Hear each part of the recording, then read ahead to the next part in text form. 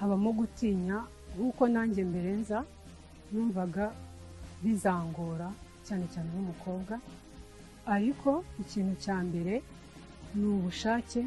Iyo ushaka ikintu uragiharanira.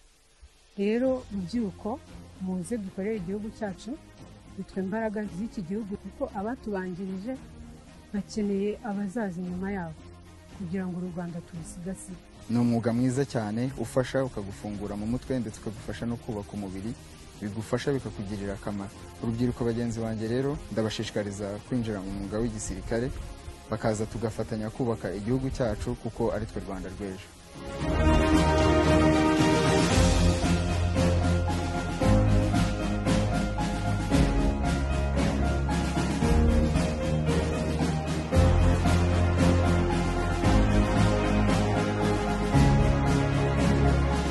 Must build our capacity to grow, to develop, capacity for prosperity.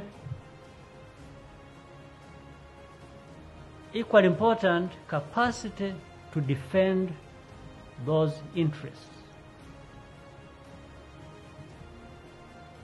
We must defend our interests. We must defend our development. We must defend our people.